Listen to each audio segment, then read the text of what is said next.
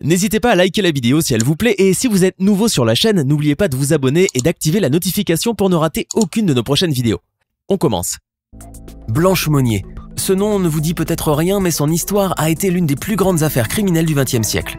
Derrière ce nom se cache une terrible histoire où l'amour a fait plus de mal que de bien.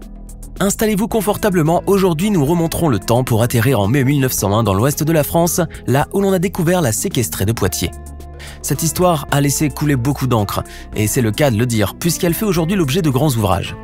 Si vous voulez tout savoir à propos de cette femme et de cette ignoble affaire dans laquelle elle a été impliquée, restez avec nous. On vous promet un dossier bien juteux. Et si vous aimez les histoires qui parlent d'affaires criminelles et de justice, recherchez le coin du crime dans votre application de podcast préférée. Les crimes n'auront plus de secret pour vous. Et on commence. Une lettre accusatoire. Tout commence par un matin de mai 1901 lorsque le procureur général de Poitiers reçoit une lettre anonyme qui dénonçait un fait d'une exceptionnelle gravité. La lettre parlait d'une jeune fille qui était enfermée dans la maison d'une certaine Madame Monnier, privée de nourriture et vivant dans des conditions insalubres et ce depuis 25 ans. Il est vrai que ce n'était pas la première fois que de tels propos arrivaient aux oreilles du procureur. Dans la région de Poitiers, les rumeurs fusaient de partout depuis déjà plusieurs années. En effet, cela faisait quelque temps que, dans la ville, on parlait de cette fille issue d'une famille bourgeoise qui vivait recluse. Mais on disait aussi qu'elle était folle et qu'il valait mieux qu'elle reste enfermée chez elle, auprès de sa mère Louise Monnier. La version de cette mère veuve qui ne faisait que protéger sa fille convenait donc à tout le monde, et l'affaire n'avait pas connu de suite. Les pouvoirs publics qui avaient pris connaissance de l'histoire ont préféré faire l'autruche, prétextant qu'il ne fallait tout simplement pas se mêler des affaires personnelles des gens. Mais cette fois-ci, c'était différent. La lettre était on ne peut plus claire. Elle accusait ouvertement Madame Monnier de séquestrer sa propre fille et de lui faire subir les pires tortures. Une enquête s'ouvre alors au commissariat central de Poitiers, sous la main d'un commissaire qui, l'après-midi même de ce 23 mai, accompagné de ses gendarmes, va toquer à la porte des Monnier au 21 rue de la Visitation. Les gendarmes ont décrit une maison luxueuse, semblable à un hôtel particulier. Au deuxième étage de la demeure, une fenêtre fermée attire sur le champ l'attention du commissaire. C'était la seule d'ailleurs qui était fermée sur la façade. La découverte macabre. La maison était tenue par Louise Monnier, une dame d'un certain âge qui tente dans un premier temps de renvoyer les visiteurs. Par le biais de sa domestique, elle leur demande donc de s'adresser à son fils, qui habitait à 2 pas de chez elle. Les gendarmes obtempèrent mais se font également refouler par le fils de Louise.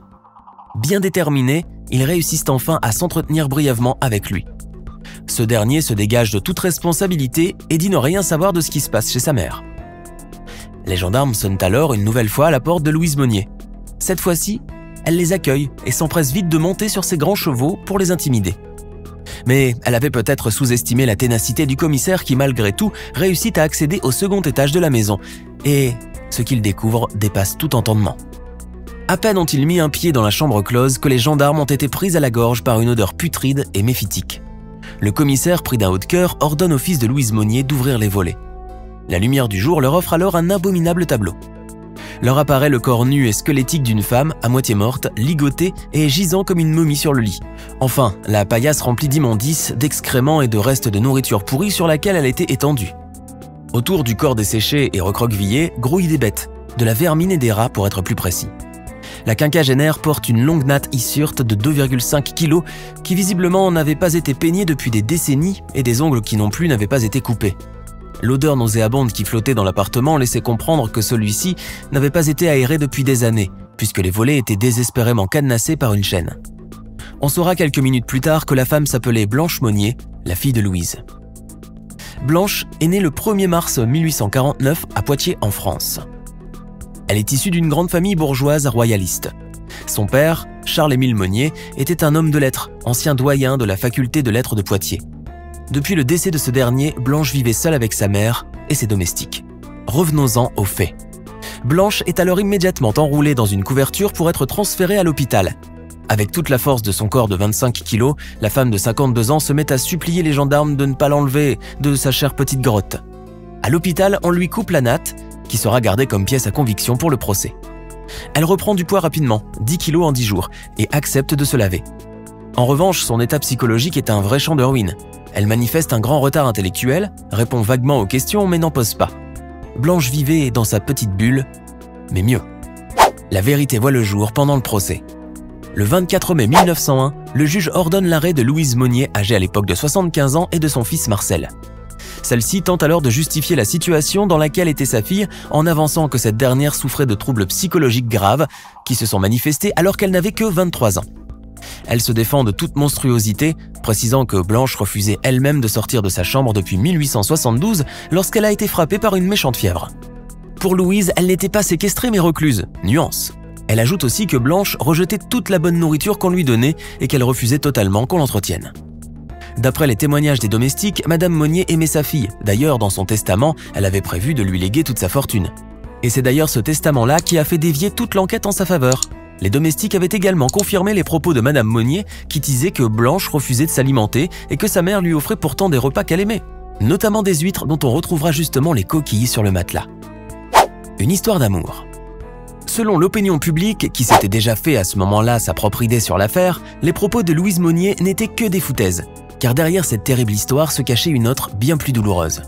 Très rapidement, une rumeur court dans la ville et émet au passage que la séquestration était liée à une histoire d'amour entre Blanche Monnier et un avocat de 38 ans, un républicain nommé Maître Victor Calmel.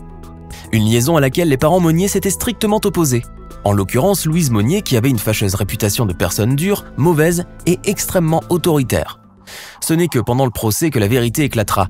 Une vérité qui vient confirmer les rumeurs et donner plus d'informations sur cette fameuse liaison interdite. Jean-Marie Augustin, professeur à la faculté de droit et des sciences sociales de Poitiers, qui a bien étudié l'affaire, s'appuyant sur les habitudes, les mœurs de la famille Monnier et les témoignages des domestiques, avance que la séquestration forcée est plus justifiée. D'autant plus qu'à cette époque-là, il y avait de l'orage dans l'air entre les partis politiques républicains et royalistes. Tout le monde dans le village entendait parler d'un prochain mariage entre les deux partis, mais ce mariage n'aura finalement jamais lieu. Et c'est depuis ce jour-là qu'on ne vit plus Blanche rôder dans la ville. Car pour la dissuader de cette union, les Monnier n'ont eu d'autre choix que d'enfermer leur fille. Cette dernière en est devenue alors complètement folle. Une autre rumeur disait que Blanche aurait eu un enfant de cette union clandestine et que les parents auraient fait disparaître et enterrer le nouveau-né dans leur jardin. Mais on ne saura jamais rien de ce qu'il en est réellement de ce bébé. Le tribunal passera sous silence toute cette affaire de liaison amoureuse pour mettre en évidence les maladies dont souffrait Blanche Monnier. Dans son ouvrage intitulé « La véritable histoire de la séquestrée de Poitiers », Augustin avance que la version la plus probable est que Blanche Monnier était atteinte de troubles mentaux et psychiques dus à cette séparation forcée, et que sa mère refusait fermement de l'interner dans un asile psychiatrique, d'abord par malveillance, ensuite par crainte de porter atteinte à l'honneur de la famille. Qui est alors le responsable ? Louise Monnier rend l'âme en cellule 15 jours après son emprisonnement et ne sera donc jamais jugée. Quant à son frère Marcel Monnier, tout le monde était certain qu'il était parfaitement au courant de ce qui se passait, et donc il était complice lui aussi.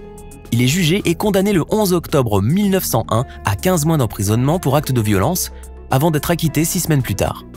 La justice a pris cette fois-ci son parti, puisque le second procès en appel a souligné le fait que les maladies psychologiques dont souffrait Blanche étaient incurables et que l'administration des soins s'avérait dans son cas inutile. D'autre part, Madame Monnier, du fait de son caractère despotique, refusait totalement de laisser son fils intervenir dans ces histoires. En effet, Marcel aurait à de nombreuses reprises tenté d'interner sa sœur, mais Louise l'en aurait empêché. C'est d'ailleurs pour cette raison qu'elle l'aurait mise à la porte.